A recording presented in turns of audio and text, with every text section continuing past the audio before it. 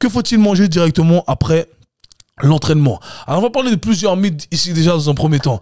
Est-ce qu'il faut manger avant ou après l'entraînement? On a vu beaucoup de bodybuilders qui ont instauré le tout, qui mangent avant, qui mangent après. Et du coup, il y en a qui se forcent. Quand je vais encore en salle de musculation, je vois des gars qui sont là avec leur gamelle, qui mangent juste avant et qui mangent juste après.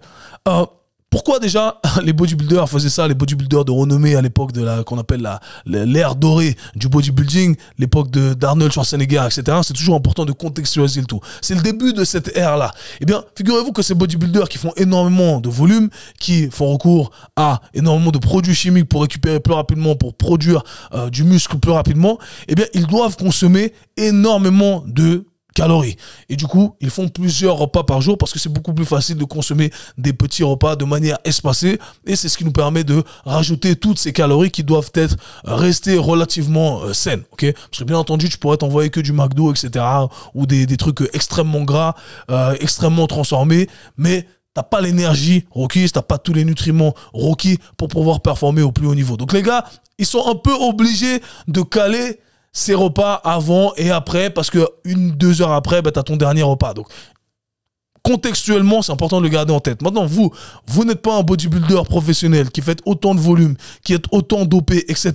Est-ce que c'est nécessaire d'avoir ces repas avant, après? Je ne pense pas. Okay? D'un point de vue bien-être, je ne pense pas. D'un point de vue bien-être, encore une fois, santé digestive, eh bien, je pense que c'est peut-être l'une des pires choses que vous puissiez faire. Si vous ne souffrez pas de problèmes digestifs, très bien pour vous, mais pour beaucoup, je sais que vous en souffrez éventuellement. Des ballonnements, vous vous sentez pas bien, constipé, diarrhée, peu importe ce que vous avez, d'accord? Des réactions au niveau de vos tubes digestifs qui vous disent hey, il y a un truc qui va pas. Et malheureusement, je vous le dis que ça va pas parce que beaucoup se disent c'est normal que je me sente comme ça. Mais je vais vous le dire, ce n'est pas normal de ne pas se sentir bien après une consommation de quelconques aliments. C'est-à-dire qu'il y a des choses qui ne vont pas, qui ne fonctionnent pas correctement.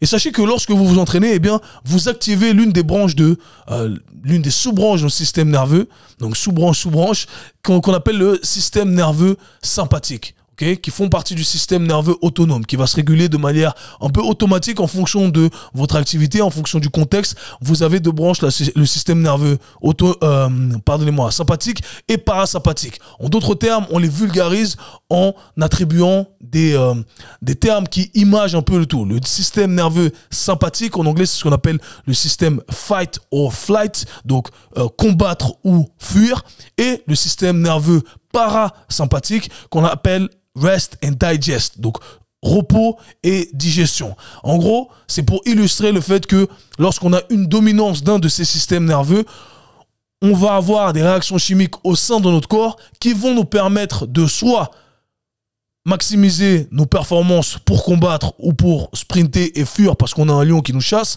ou alors on va optimiser le tout de façon à ce qu'on soit relax et tous les systèmes de notre corps fonctionnent de manière relaxe et appropriée, la digestion, etc. etc. Okay? Maintenant, ces deux systèmes sont en opposition constante, c'est-à-dire qu'on va avoir un ou l'autre un peu. C'est un peu comme ça en très vulgarisé. Quand vous vous entraînez, eh bien, vous placez un stress sur votre corps. D'accord? Et ce qui veut dire que vous activez le système sympathique, fight or flight. Du coup, votre corps, ce qu'il va dire, il va dire, hey là, je suis en train de combattre un lion. Donc, c'est pas le moment de m'attarder sur mon système de reproduction. C'est pas le moment de m'attarder sur le bon fonctionnement de mon tube digestif. On s'en fout de bien digérer. On s'en fout de bien absorber les aliments parce que là, ce qui compte, c'est de pas se faire bouffer par un lion. Par conséquent, toute mon énergie va être dédiée à ce mode de survie.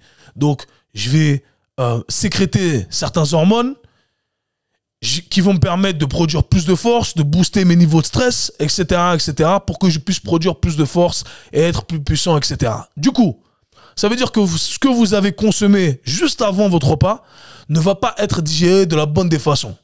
Idem, après le repas, ça prend un certain temps avant de repasser de ce système nerveux sympathique au système nerveux parasympathique où vous digérez, vous relaxez et tout fonctionne correctement. Ce qui veut dire que vous allez encore absorber des aliments qui ne vont pas être bien digérés. Et figurez-vous qu'il y a des conséquences à ça. Et ces conséquences sont que il y a une mauvaise absorption, il y a éventuellement une prolifération de certaines mauvaises bactéries qui va avoir lieu au sein de votre tube digestif. Il va avoir des déséquilibres au niveau de votre microbiote. Le microbiote, c'est simplement l'écosystème au sein de votre tube digestif. Tout ça parce que justement, vous n'avez pas bien digéré certains aliments. Et c'est très connu, c'est pour ça que vous voyez les bodybuilders avec leur gros ventre, là, ballonné comme ça. C'est pas pour rien, c'est l'une des réactions parce qu'il y a trop de consommation d'aliments et c'est dû justement à ces moments qui ne sont pas opportuns. Donc, je sais que la plupart des gens qui consomment le repas avant ou après, juste avant, donc littéralement juste avant et juste après, eh bien, souffrent de certaines conséquences de ça. Et si vous n'en souffrez pas encore, eh bien, éventuellement, c'est quelque chose que vous allez développer avec le temps. Et en plus de ça, ben, certains le savent, hein, je mange juste avant l'entraînement, à la salle, j'arrive pas à être performant. Donc, déjà, basez-vous sur votre ressenti général. Si vous sentez que vous n'êtes pas performant quand vous avez le ventre plein, ne mangez pas, ce n'est pas une obligation. D'accord? Donc, j'ai expliqué le tout, maintenant, vous connaissez la science. Qu'est-ce qu'il faudrait faire?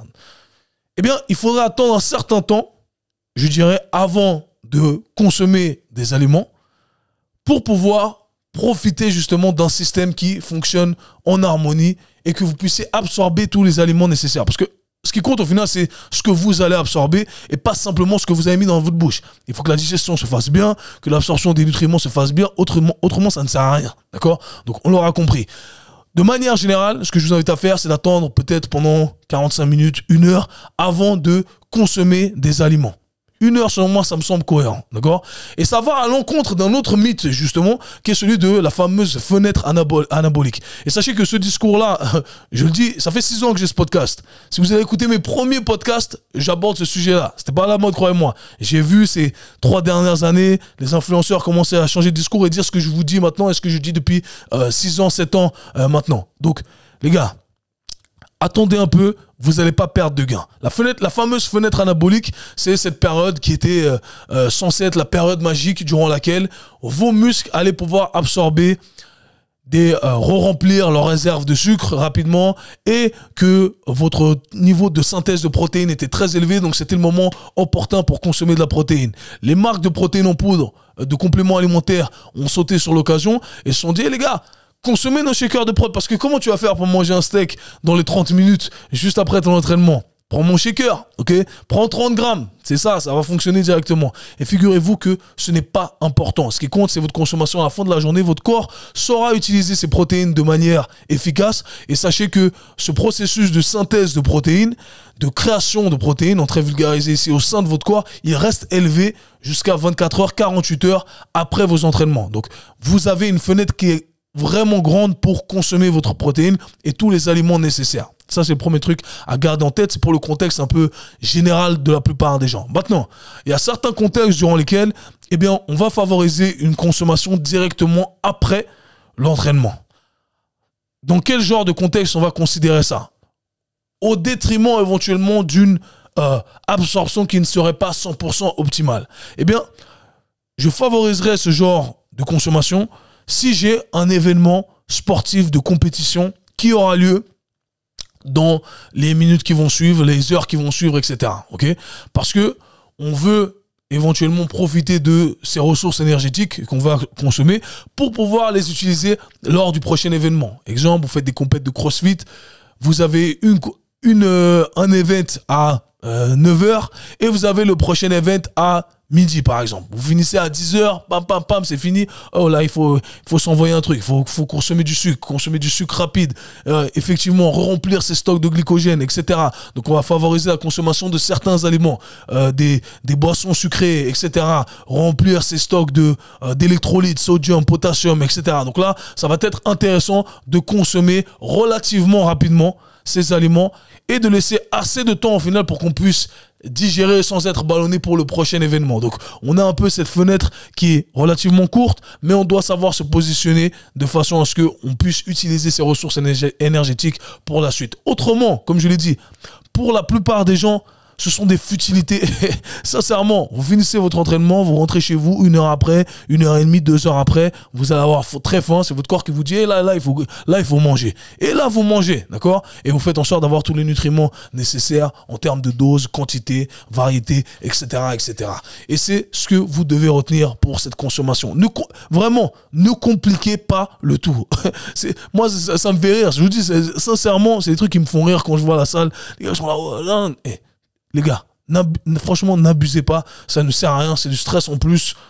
Et c'est inutile comme je vous l'ai dit. Maintenant, si vous vous sentez bien lorsque vous consommez avant l'entraînement un petit truc, question d'avoir le ventre plein, il y en a qui aiment, moi j'aime manger une banane avant l'entraînement, une date, des fruits secs, peu importe ce que c'est, eh bien très bien, connaissez-vous, étudiez-vous, c'est le premier aspect. Donc j'espère que j'ai répondu à cette question-là. Il n'y a aucune obligation, apportez tous les nutriments nécessaires, regardez ce qui vous fait du bien.